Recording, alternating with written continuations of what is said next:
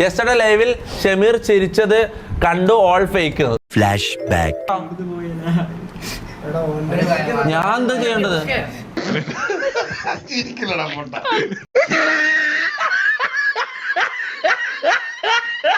പൊട്ടനും പോയി പണ്ടനും പോയി പൊട്ടും കിട്ടി അതിലെ ഒരു ചാൻസ് കൊടുക്കണ്ടടാ.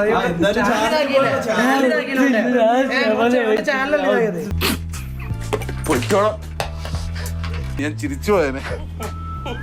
ഞാൻ ചിരിച്ചത് എന്താ കാരണം? ഇവൻ ഇതുവരെ കരയുന്നത് നമ്മൾ ആരും കണ്ടിട്ടില്ല. പെട്ടെന്ന് കരഞ്ഞിട്ട് ഇങ്ങനെ ഒരു ഇത് കണ്ട് ചിരി വരുമല്ലോ. ഒടുവിൽ കുറ്റസമ്മതം നടത്തി അല്ലേ? ഇത് കണ്ടാ ചിരി വരും. എടാ ഞാനിത് കാണുന്നില്ല. നീ എന്റെ മുഖം എങ്ങോട്ടാ ഉള്ളത് നോക്ക്. ഞാൻ ഫ്രണ്ടിലേക്കാ നോക്കുന്നത്. എടാ നുണ പറഞ്ഞാൽ നുണയാണെന്ന് എനിക്ക് മനസ്സിലാകണം. അത്തരം നുണകളല്ലേ ഞാൻ നിന്നോട് പറയാറുള്ളൂ. എനിക്ക് ചിരി വരാണ്ട്. ഇവന്റെ മോന്ത ഞാൻ കാണുന്നില്ല. മനസ്സിലായോ? ബുദ്ധിയുള്ളവർക്ക് മനസ്സിലാവും.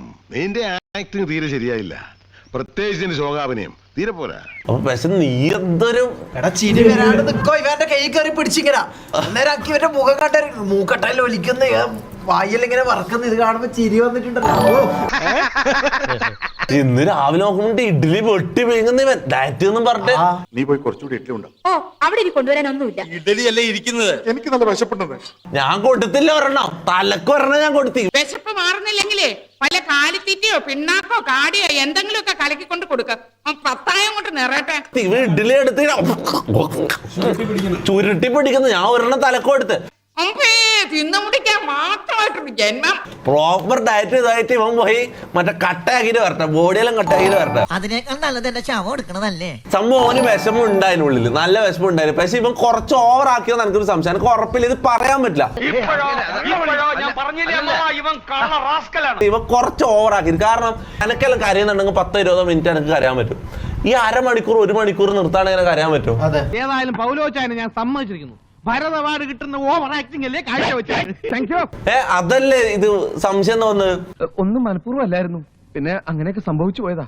അതുമായി എനിക്ക് യാതൊരു ബന്ധവുമില്ല. സത്യം പറഞ്ഞുള്ള അത്രയും വിഷമം ഉണ്ടായിരുന്നടാ. കാരണം നമ്മൾ ആരും ഇതുവരെ കരയുന്ന കണ്ടിട്ടില്ലടാ. അത് ആക്ട് ചെയ്തായാലും ആക്ട് ചെയ്തല്ലാത്തായാലും എനിക്കറിയില്ല. ഇന്നലെ അഥവാ ഇത് MRG പുറത്താക്കാന്നുള്ള ഒരു സാധനം എടുത്താൽ തന്നെ MRG ഗ്യാങ് പുറത്താക്കിയിട്ട് ഇവന്റെ കാര്യങ്ങൾ ഞാൻ നോക്കി. ഇവനൊരിക്കലും ഞാൻ റോട്ടിലൊരിക്കലും ഇറക്കി വിടൂലായിരുന്നു. പിന്നെ ഓനക്കൊരു ഡോസ് കൊടുക്കണമെന്ന് വെച്ചിട്ടാണ് അത്രയും ഓവർ ആക്കിയത്. മനസ്സിലാവും എന്താ ഞാനിതൊക്കെ ചെയ്യാൻ കാരണം? എന്റെ മനുഷ്യത്വം, വേറെ മനുഷ്യത്വം.